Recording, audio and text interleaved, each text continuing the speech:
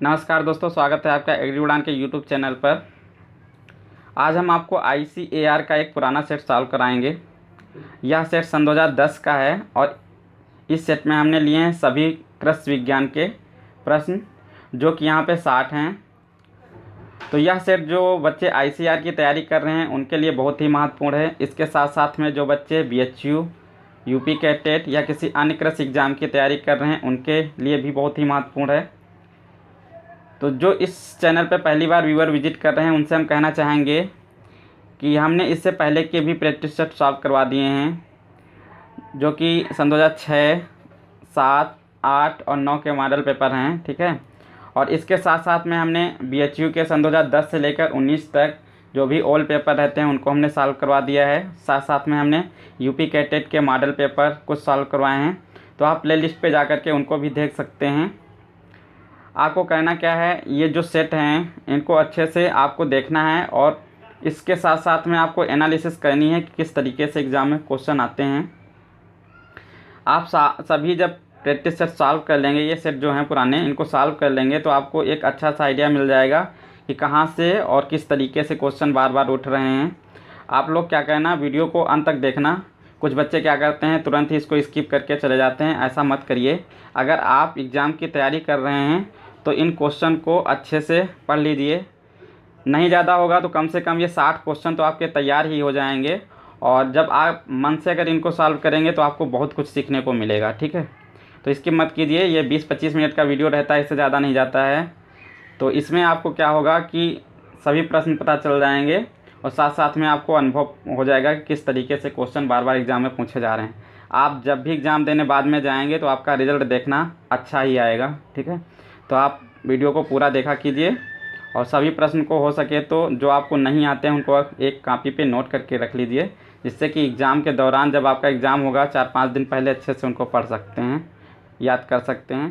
पहले भी उनको याद कर लेना है, लेकिन क्या होता है एग्ज़ाम के दौरान ज़्यादा मन थोड़ा घबरा जाता है, तो उस समय जो इम्पॉर्टेंट क्वेश्चन होते हैं उनको ही देखना ज़्यादा अच्छा रहता है। चलिए वीडियो शुरू करते हैं। आज का पहला क्वेश्चन है कि जो धान है जिसका साइंटिफिक नेम होता है ओराइजा सटाइवा में क्रोमोसोम नंबर की संख्या कितनी होती है। तो यहाँ पे सबसे पहले तुम इसका एक ऑप्शन सही करना चाहेंगे। यहाँ पे हो जाएगा 34। ठीक है, ये 34 कर लीजिए। अब आप इसका करेक्ट आंसर देंगे तो B नंबर करेक्ट आंसर हो जाएगा, तो ये नंबर 24 हो जाएगा। ठीक है। चलिए अगला क्वेश्चन है प्लियोट्रॉफी जिसको बोलते हैं बहुप्रभावित वह स्थिति है जिसके द्वारा, तो यहाँ पर B करेक्ट आंसर हो जाएगा। कई जीन एक गुण को प्रभावित करते हैं, ये इसका करेक्ट आंसर हो जाएगा। फिर है सीमित, कहाँ स्थित है, ये एग्ज़ाम में बहुत ज़्यादा पूछा जाता है। देखिए जब हम आपको पढ़ाते हैं तो बताते चलते हैं कि कौन सा एग्ज़ाम में ज़्यादा पूछा जाता है, कम पूछा जाता है। तो कुछ क्वेश्चन ऐसे होते हैं जो ज़्यादा पूछने के चांसेस रहते हैं, उनको हम आपको बताते रहते हैं बार बार। तो यहाँ पर जो सीमित है ये मैक्सिको में स्थित है और एग्ज़ाम में काफ़ी बार पूछा जा चुका है। फिर ग्लूकोज का आणविक सूत्र क्या है। जो ग्लूकोज का आणविक सूत्र होता है वो होता है C6H12O6। ठीक है। तो यहाँ पे पहला करेक्ट आंसर हो जाएगा C6। ठीक है, और H12O6। अगला क्वेश्चन है निम्नलिखित में से किसके लिए लाइफोलाइजेशन एक महत्वपूर्ण है। तो यहाँ जो करेक्ट आंसर होगा आपका वो हो जाएगा बैक्टीरिया का भंडारण, इसी के लिए इम्पॉर्टेंट होता है। चलिए अगला क्वेश्चन है कौन सा हार्मोन दूध निकालने का कार्य करता है। देखिए एक हार्मोन होता है दूध को चढ़ाने का काम करता है, एक उतारने का काम करता है।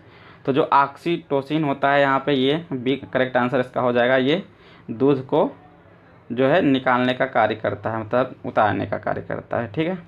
और एक होता है एल्डेनलिन, वो दूध को ऊपर चढ़ाने का कार्य करता है। ठीक है। चलिए अगला क्वेश्चन है भारत में दुग्ध उत्पादन में किस पशु का योगदान सर्वाधिक है। तो सबसे ज़्यादा जो योगदान है भारत में दुग्ध उत्पादन में वो भैंस का है, करेक्ट आंसर B हो जाएगा। फिर है भारत की कौन सी नदी ताज़े जल की मछलियों का सर्वोत्तम स्रोत है। ये बहुत इंपॉर्टेंट क्वेश्चन है। देखिए तो यहाँ पे जो करेक्ट आंसर हो जाएगा वो गंगा हो जाएगा। ठीक है, C इसका करेक्ट आंसर हो जाएगा। फिर है खुर तथा मुँहपका रोग का कारण क्या है। जो खुरपका तथा मुँहपका रोग होता है ये किसके द्वारा होता है। तो ये हो जाता है वायरस द्वारा, करेक्ट आंसर पहला हो जाएगा।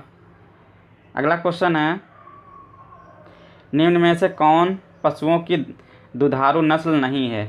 अब देखिए यहाँ पे ध्यान समझना है।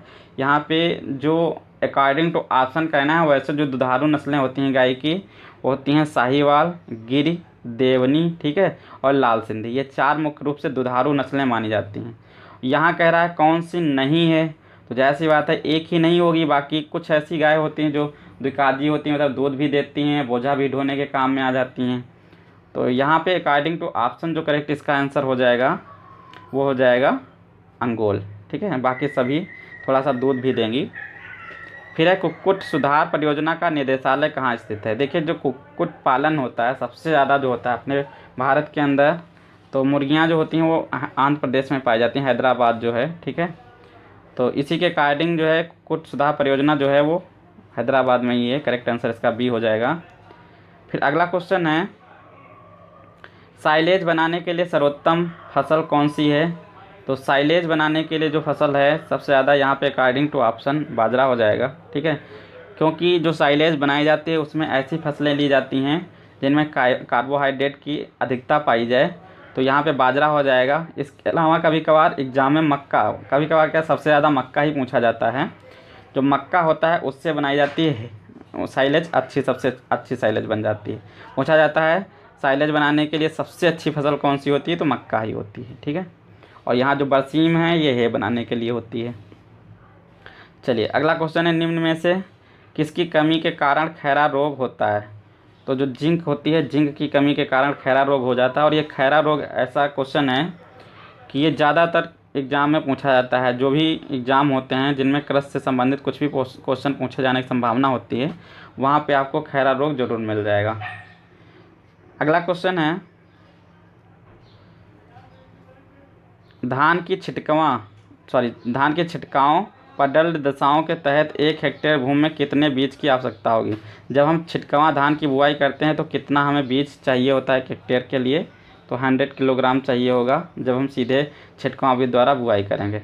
वैसे नॉर्मल तो महीन जो धान होता है उसकी वही लगभग 35 किलोग्राम से लेकर के 40 किलोग्राम तक बीज दर 1 हेक्टेयर के लिए रिक्वायर होती है। और जो मोटा होता है 40 से 45 रिक्वायर होती है जब नर्सरी डाल के हम करते हैं। लेकिन साधारण ऐसे जो सामान्य बुआई की जाएगी छिटकाव विधि द्वारा, वहाँ पे 100 किलोग्राम हो जाएगा।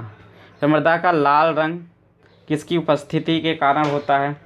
देखिए जो लाल रंग होता है मृदा में, ठीक है, तो ये जो होता है, जो लाल मृदाएँ होती हैं उनमें जो एक केओलिनाइट खनिज होता है उसकी अधिकता पाई जाती है, ठीक है। और इसके साथ साथ जो इसमें रंग का कारण होता है वो फेरस ऑक्साइड होता है। तो अकॉर्डिंग टू ऑप्शन यहाँ पे हो जाएगा, पहला ऑप्शन करेक्ट हो जाएगा, ठीक है, हेमेटाइट, जो कि फेरस से रिलेटेड होता है। तो यहाँ करेक्ट आंसर पहला हो जाएगा। फिर है कौन सी दलहनी फसल अनाज, चारा तथा हरी खाद के लिए उगाई जाती है?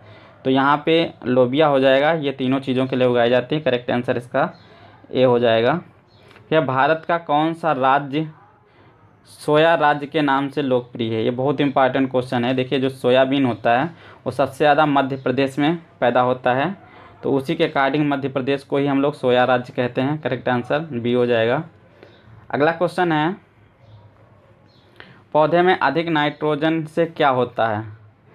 तो जब देखिए आप खेत में अगर अधिक नाइट्रोजन डाल देंगे तो उससे क्या होता है, जो हमारी फसल होती है उसकी जो परिपक्वता मतलब मैच्योरिटी होती है लेट होती है। तो इसलिए करेक्ट इसका आंसर डी हो जाएगा। फिर अगला है, धान के पंकिल खेतों जैसे पडल फील्ड में खाद के रूप में सर्वोत्तम उर्वरक कौन सा है? तो यहाँ पे जो करेक्ट आंसर होगा वो धान के लिए जो होता है अमोनियम सल्फेट। ये एग्ज़ाम की दृष्टि से बहुत महत्वपूर्ण है। ये जो अमोनियम सल्फेट होता है विशेष रूप से धान के खेत में यूज किया जाता है, और ये क्वेश्चन बहुत ही इंपॉर्टेंट है, आप इसको याद रखेंगे। सेम ऐसे ही जब भी क्वेश्चन पूछा जाएगा तो यही पूछा जाएगा, अमोनियम सल्फेट जो है धान के खेत के लिए बहुत ही उपयुक्त उर्वरक होता है। फिर निम्न में से किस उद्यान रोपण प्रणाली में प्रति इकाई क्षेत्र में स्क्वायर प्रणाली की तुलना में 15% से अधिक वृक्षों को लगाया जा सकता है? देखिए बहुत ही इंपॉर्टेंट क्वेश्चन है, ठीक है। और यहाँ जो करेक्ट आंसर होगा वो हो जाएगा षटकोणी, ठीक है, पहला ऑप्शन इसका करेक्ट हो जाएगा।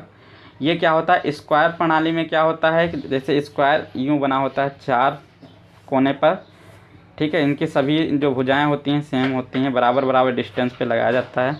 तो इस तरीके से लगता है। लेकिन जो षटकोणी होता है इसमें 6 भुजाओं पर, ठीक है, 6 भुजाओं पर फल लगाए जाते हैं, मतलब फल के प्लांट लगाए जाते हैं। तो इसमें क्या होता है 15% इस विधि से अधिक पौधे लग जाते हैं। इसको हेक्सागोनल सिस्टम भी बोलते हैं, तो आप याद रखेंगे इसको। अगला क्वेश्चन है, पाण अक्ष से उत्पन्न एक विशिष्ट तना जो कि कायिक प्रवर्धन में क्षैतिक रूप से वृद्धि करता है। तो यहाँ पे जो करेक्ट आंसर हो जाएगा वो पहला हो जाएगा, उसको रनर कहते हैं, ठीक है। जो पाण अक्ष से उत्पन्न होते हैं उसे रनर कहते हैं। तो अगला क्वेश्चन है, आम के आम्रपाली किस्म के जनक कौन हैं? तो इसमें आम्रपाली किस्म का जनक का मतलब ये हुआ है कि जो आम्रपाली नस्ल जो किस्म है ये किसके संकरण से तैयार हुई है। तो आप इसको एक टर्म से याद रखेंगे, जब भी एग्ज़ाम में आएगा तो कर ले जाएंगे, DNA। तो यहाँ पे ए हमारा क्रॉस करके निकल रहा है प्रोडक्ट, ठीक है। DNA आपने DNA RNA पढ़ा भी होगा। तो जब भी दशहरी पहले आएगी गुड़े नीलम रहेगा, ठीक है। दशहरी गुड़े नीलम बराबर आम्रपाली हो जाता है, आप इसको ध्यान रखेंगे। DNA द्वारा कोई 2 क्रॉस होंगे तभी तो कोई प्रोडक्ट मिलेगा, मतलब लास्ट में ये ए आना चाहिए, तो DNA, ठीक है। तो DNA क्या होगा कि दशहरी गुड़े नीलम, सी इसका करेक्ट आंसर हो जाएगा। अब यहाँ पे आप देख पा रहे होंगे यहाँ नीलम गुड़े दशहरी भी दिया गया है पहला ऑप्शन, और यहाँ पे दशहरी गुड़े नीलम दिया गया है। तो इस तरीके से आपको कंफ्यूज करेगा, तो आप इसको क्या रखेंगे, DNA से याद रखेंगे तो आपको याद हो जाएगा। D और N जो पहले रहेंगे उन्हीं से क्रॉस होगा तभी जाके प्रोडक्ट बनेगा, ठीक है। तो यहाँ पे करेक्ट आंसर हो जाएगा C। चलिए अगला क्वेश्चन है, पपीते की वे किस्में जो अपने जैसी ट्रू टाइप, ठीक है, फलन वाली हैं तथा व्यावसायिक उत्पादकों द्वारा पसंद की जाती हैं। तो सबसे जो अच्छी होती हैं पपीते की किस्में वो होती हैं गाइनोडायोसियस, ठीक है। और ये सबसे ज़्यादा फल यही गाइनोडायोसियस जो प्रजातियां होती हैं यही देती हैं और यही अच्छी मानी जाती हैं। अगला क्वेश्चन है, टमाटर में लाल रंग किस पिगमेंट के कारण होता है? ये बहुत ही पॉपुलर क्वेश्चन है, ठीक है। तो ये जो होता है लाइकोपीन के कारण होता है, बी करेक्ट इसका आंसर हो जाएगा। फिर एक कट फ्लावर का जीवन काल उसके स्पाइक्स में निम्नलिखित खोल की सहायता से बढ़ाया जा सकता है। जो कट फ्लावर होते हैं उनका जीवन काल कैसे बढ़ाया जा सकता है?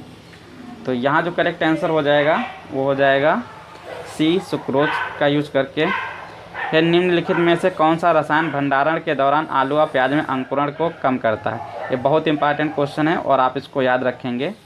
तो ये मैलिक हाइड्राजाइड होता है। इसका कारण जो होता है जब हम प्याज या आलू भंडारित करते हैं तो इसका यूज करते हैं, जिससे क्या होता है ये अंकुरण नहीं करते हैं। अगला क्वेश्चन है, ध्रुवीय क्षेत्र में ओजोन परत का अक्ष तथा ओजोन होल का निर्माण आकाश की किस परत में घटता है? देखिए बहुत ही इम्पॉर्टेंट क्वेश्चन है, जो कह रहा है कि जो ओजोन परत होती है, इससे पहले मैंने आपको जो कृषि के जो हम टॉप 3000 प्रश्न करवा रहे हैं उसमें जितनी भी वायुमंडल की लेयर्स होती हैं हमने उनके बारे में इंपॉर्टेंट क्वेश्चन कराए हैं। तो वहाँ पे भी आप देख सकते हैं, आपको बहुत अच्छे से समझ में आ जाएगा कि वायुमंडल की कितनी परतें होती हैं, किन से किस तरीके से क्वेश्चन पूछे जाते हैं। तो अकॉर्डिंग टू इस क्वेश्चन यहाँ पे जो करेक्ट आंसर हो जाएगा वो होगा स्ट्रेटोस्फेयर, ठीक है। स्ट्रेटोस्फेयर में ही जो ओजोन परत होती है, ठीक है, वो पाई जाती है, और ये जो होती है स्ट्रेटोस्फेयर की निचली परत में होती है। तो आप इसको देख लेंगे वहाँ से भी और यहाँ भी, इसका करेक्ट आंसर स्ट्रेटोस्फेयर हो जाएगा। चलिए अगला क्वेश्चन है, CFC से तात्पर्य क्या है? ठीक है, जो CFC होती है इसको क्लोरोफ्लोरोकार्बन कहते हैं। तो करेक्ट आंसर हो जाएगा इसका D, ठीक है। तो यहाँ पे करेक्ट आंसर D हो जाएगा। अगला क्वेश्चन है, निम्न में से किसे उर्वरक के तौर पर नहीं किया जाता है? देखिए यहाँ पे जो अमोनियम नाइट्रेट है, अमोनियम फास्फेट है, यूरिया, इनका यूज किया जाता है, और सोडियम फास्फेट जो करेक्ट आंसर इसका C है, इसका यूज नहीं किया जाता है। अगला क्वेश्चन है, मेगा बेस पेयर जो होते हैं MBP में मानव जीनोम का आकार होता है। तो यहाँ पे 3500 हो जाएगा। अगला क्वेश्चन है, नारियल के अंदर पाया जाने वाला पानी है। तो यहाँ पे जो करेक्ट आंसर हो जाएगा वो हो जाएगा द्रव भ्रूणपोष, ठीक है, यही होता है, बाकी सारे ऑप्शन रॉन्ग हो जाएंगे। नेक्स्ट क्वेश्चन है, एक प्रतिबंधित एंजाइम क्या करता है? जो प्रतिबंधित एंजाइम होते हैं वो क्या करते हैं? तो यहाँ पे जो करेक्ट आंसर हो जाएगा वो D होगा, ठीक है। डी क्या होगा, विशिष्ट जगहों पर डीएनए को कट करना। फिर है एक डीएनए सूत्रक में आधार पेयर वाले बैंड हैं, जो इसका करेक्ट आंसर होगा वो हो जाएगा हाइड्रोजन बॉन्ड, ठीक है, सी इसका करेक्ट आंसर हो जाएगा। फिर नेक्स्ट क्वेश्चन है प्रोटीन संश्लेषण में सम्मिलित अणुओं का सही क्रम क्या है। तो यहाँ जो करेक्ट आंसर होगा वो डी हो जाएगा आपका, DNA, messenger RNA, transfer RNA और पॉलीपेप्टाइड, ठीक है, डी इसका करेक्ट आंसर हो जाएगा। नेक्स्ट क्वेश्चन है वे कोशिकाएं जो अधिक समय तक विभाजित नहीं होती हैं, जैसे कि मानव मस्तिष्क में पाई जाने वाली कुछ निश्चित कोशिकाएं कोशिका चक्र के किस फेज में रहती हैं। ये बहुत अच्छा क्वेश्चन है, उसका जो करेक्ट आंसर हो जाएगा जी फेज हो जाएगा, ठीक है, तीसरा ऑप्शन इसका करेक्ट हो जाएगा। फिर है भारत में शुद्ध बुआई क्षेत्रफल कितना है। तो यहाँ पे कृषि क्षेत्रफल की बात हो रही जो कि 141 मिलियन हेक्टेयर है, ठीक है, ये इसका करेक्ट आंसर हो जाएगा बी, ठीक है, समथिंग इतना ही लगभग अभी भी है, ठीक है। और ये कुछ क्वेश्चन ऐसे होते हैं जो थोड़ा बहुत इधर उधर परिवर्तन होते रहते हैं, तो आप इनको जब भी एग्ज़ाम के दौरान, मतलब जब एग्ज़ाम की तैयारी आप कर रहे हैं उस दौरान देख लीजिए, ज़्यादा अच्छा रहता है। फिर एक कुफरी सदाबहार किसकी किस्म है। अब जिन किस्मों में, मतलब जिन प्रजातियों में ज़्यादातर कुफरी वर्ड लग के आ जाता है तो आलू से संबंधित होती हैं, अकॉर्डिंग टू ऑप्शन वहाँ पे देख लेना, ठीक है। तो यहाँ पे करेक्ट आंसर हो जाएगा आलू। अगला क्वेश्चन है मुर्रा, जाफराबादी तथा सुरदी किस पशु की नस्लें हैं। देखिए मुर्रा और जाफराबादी, सुरदी जो होती हैं वो भैंस की नस्लें हैं, करेक्ट आंसर यहाँ पे बी आपका हो जाएगा। अगला क्वेश्चन है क्षारीय मृदाओं को किसकी सहायता से सुधारा जा सकता है। ये क्वेश्चन एग्जाम में बहुत ज़्यादा पूछा जाता है और ये पुराने भी कई पेपर्स में पूछा जा चुका है जो मैंने आपको सॉल्व करवाए हैं। तो क्षारीय मृदाएं जो होती हैं वो जिप्सम के द्वारा सुधारी जाती हैं और पाइराइट के द्वारा, तो यहाँ करेक्ट आंसर जिप्सम हो जाएगा, डी ऑप्शन इसका करेक्ट हो जाएगा, ठीक है। इससे पहले जो सन 2009 का सेट है उसमें भी ये पूछा जा चुका है। फिर ब्रुसेलोसिस एक संदूषक रोग है जो कि निम्न में से संपर्क से हो सकता है। तो यहाँ जो करेक्ट आंसर हो जाएगा वो हो जाएगा जल संदूषक, ठीक है, डी ऑप्शन इसका करेक्ट हो जाएगा। अगला क्वेश्चन है निम्न में से किसमें एक लिंगाशरी मोनोसियस पुष्प होते हैं। तो यहाँ पे जो according to option correct answer हो जाएगा बी, ठीक है, इसमें मोनोसियस पुष्प पाए जाते हैं। मतलब ये होता है कि जो नर पुष्प होते हैं वो अलग पाए जाते हैं, मादा पुष्प अलग पाए जाते हैं और ये रहते एक ही प्लांट पर हैं, ठीक है। तो यहाँ पे मक्का करेक्ट आंसर हो जाएगा। फिर है गोल्गी एपरेट्स को निम्न में से कौन से नाम से जाना जाता है। तो यहाँ पे जो करेक्ट आंसर होगा वो हो जाएगा डिक्टियोसोम, बी करेक्ट आंसर इसका हो जाएगा। नेक्स्ट क्वेश्चन है IPR से तात्पर्य है। ये जो IPR है इसका क्या तात्पर्य होता है। तो यहाँ पे जो करेक्ट आंसर होगा वो हो जाएगा बौद्धिक संपदा अधिकार, ठीक है, पहला ऑप्शन इसका करेक्ट हो जाएगा। अगला क्वेश्चन है कोशिका के किस भाग में पाचक एंजाइम होते हैं। तो यहाँ पे जो करेक्ट आंसर हो जाएगा वो हो जाएगा लाइसोसोम, इस भाग में जो है इसके पाचक एंजाइम पाए जाते हैं। फिर निम्न में से जल स्थायी समुच्चय किसके योग द्वारा मृदा में बढ़ते हैं। तो यहाँ पे जो करेक्ट आंसर होगा, ठीक है, तो वो हो जाएगा बी, मतलब जो फास्फोरस उर्वरक होते हैं उनके द्वारा। अगला क्वेश्चन है मृदा में लेटेराइजेशन किसके संचय द्वारा होता है। तो यहाँ जो लेटेराइजेशन होता है इसका मतलब ये होता है कि जो चट्टानें हैं, खनिज वगैरह हैं, इनका जो है वेदरिंग होना, मतलब अपघटन होना एक तरीके से, तो उसमें जो सहायक मतलब होते हैं, संचय करते हैं, तो वो कौन से होते हैं। देखिए ये जो खनिज वगैरह होते हैं उसमें सिलिका की मात्रा पर्याप्त पाई जाती है जो वेदरिंग होती है, लेटेराइजेशन, लेकिन यहाँ सहायक कौन होते हैं। तो यहाँ पे लौह और एल्युमिनियम हो जाएंगे, करेक्ट आंसर इसका बी हो जाएगा, ठीक है, इस क्वेश्चन का करेक्ट आंसर आपका बी हो जाएगा। हमने आपको बताया जो लेटेराइजेशन होता है ये क्या होता है, जो चट्टानें होती हैं, ठीक है, या खनिज वगैरह जो भी हैं रॉक्स, इनका क्या होता है, इनकी वेदरिंग होती है, ठीक है, तो उससे में जो संचय करते हैं तो कौन से होते हैं, लोहा और एल्युमिनियम। फिर अगला क्वेश्चन, एक मीट्रिक टन बराबर कितना होता है। जो एक मीट्रिक टन होता है वो 1000 किलोग्राम के बराबर होता है। मतलब 10 कुंटल के बराबर होता है 1 टन। ठीक है, 1 टन को ही 1 मीट्रिक टन कहते हैं। तो यहाँ ध्यान रखेंगे, करेक्ट आंसर हो जाएगा तीसरा। नेक्स्ट क्वेश्चन है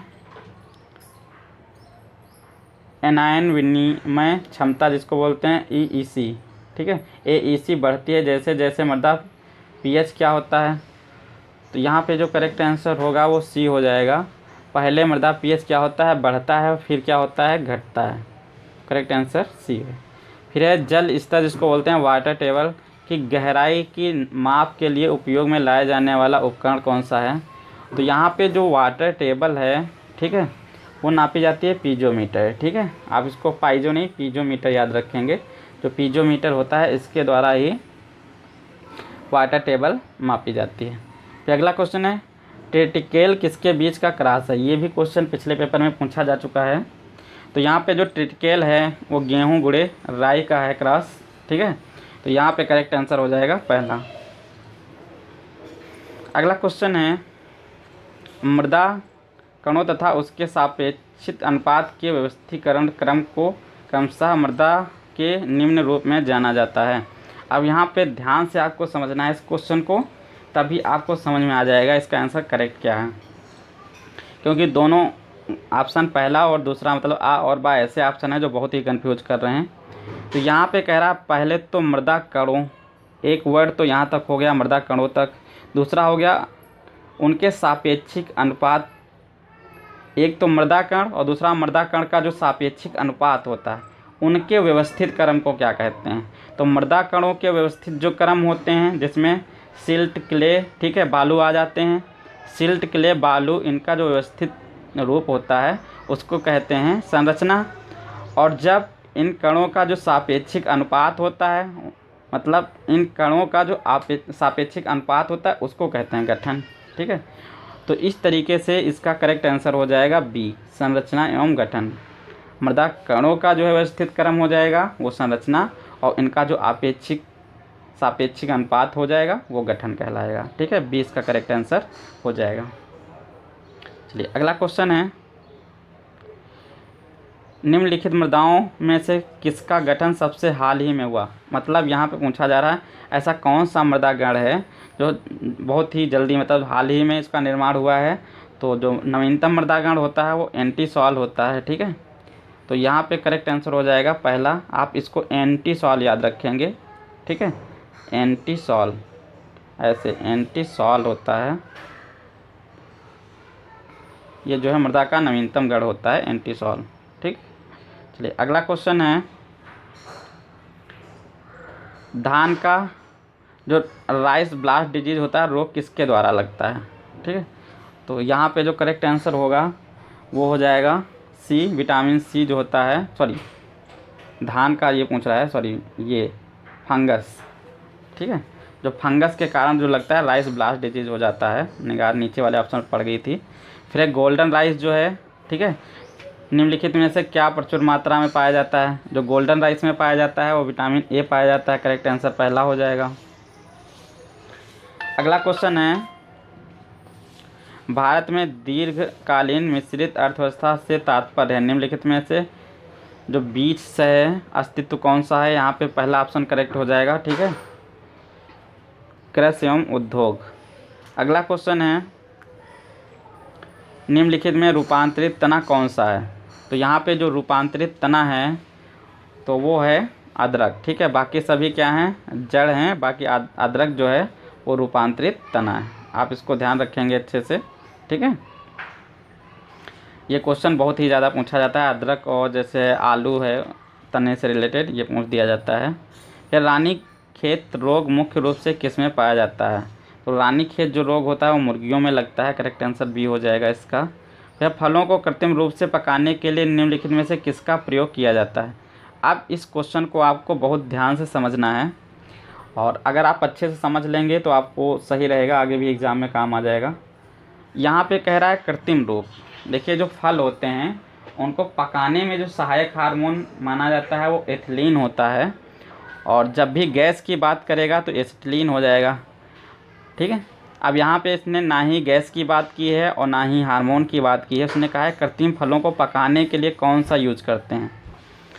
तो जब कृत्रिम फलों की बात आ जाती है तो यहाँ पे करेक्ट आंसर हो जाएगा एसिटिलीन। ठीक है,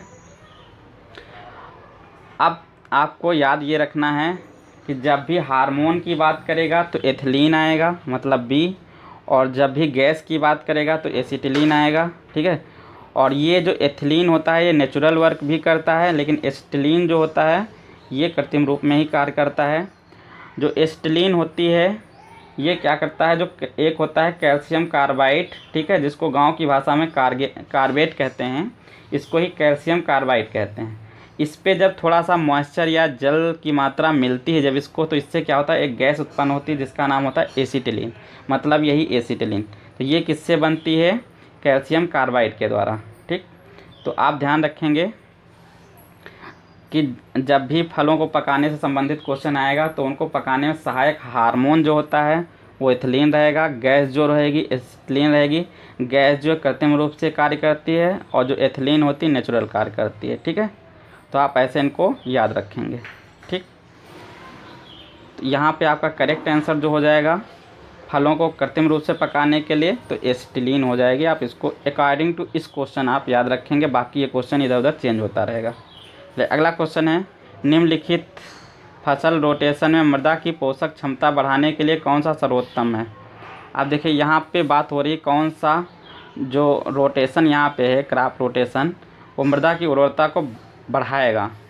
तो यहाँ जैसे ज्वार गेहूँ है ये अनाज वाली ही फसलें हो गई, धान गेहूँ ये भी अनाज की हो गई, पर्ल मिलेट गेहूँ ये भी अनाज की हो गई, मूंगफली और गेहूँ यहाँ पे देखिए एक लेग्यूमिनेसी कुल से, एक जो है ग्रेमनी कुल से। तो ये ऐसा चक्र है, ये रोटेशन है जो मृदा की उर्वरता को मेंटेन रखेगा। तो यहाँ करेक्ट आंसर डी हो जाएगा। ठीक है, अगला है, गुलाब की पंखुड़ियों में लाल रंग किसके उपस्थिति के कारण होता है। जो लाल रंग होता है वो एंथोसाइनिन के कारण पाया जाता है। ठीक है, तो जो गुलाब की पंखुड़ियों का लाल रंग होगा वो एंथोसाइनिन के कारण ही होगा। तो आज के ये 60 इंपॉर्टेंट क्वेश्चन थे। आपसे हम कहना चाहेंगे एक चीज़, आप ध्यान से इस चीज़ को सुनिए कि जितने भी ये प्रैक्टिस सेट हैं या फिर पुराने साल पेपर हैं, ठीक है, आप इनको सॉल्व करेंगे तो आपको जितने क्वेश्चन नहीं आते हैं उनका एक नोट्स बनाते चलना। जितने आ रहे हैं चाहो तो उनको भी लिख सकते हो, अगर नहीं लिखना चाहते हो तो कोई बात नहीं है। ठीक है, लेकिन जितने नहीं आते हैं उनका एक नोट्स बना लीजिए और उनको याद कर लीजिए। जब सभी क्वेश्चन आप कर लेंगे, जैसे BHU हो गए और ये ICR के पेपर हो गए, कुछ मॉडल पेपर आप UP कैटेट के सॉल्व कर लेंगे, तो इससे ज़्यादा फिर आपको क्वेश्चन पढ़ने की ज़रूरत पड़ेगी नहीं। ज़्यादातर क्वेश्चन आपको यहीं से एग्ज़ाम में मिल जाएंगे। ठीक है, तो अगर आपको आज का ये वीडियो पसंद आया है तो अपने सभी दोस्तों तक इसे शेयर ज़रूर करना, और अगर कोई प्रॉब्लम्स होती है तो आप कमेंट करके हमें ज़रूर बताएं। आज के लिए इतना ही, मिलते हैं नेक्स्ट वीडियो में। धन्यवाद।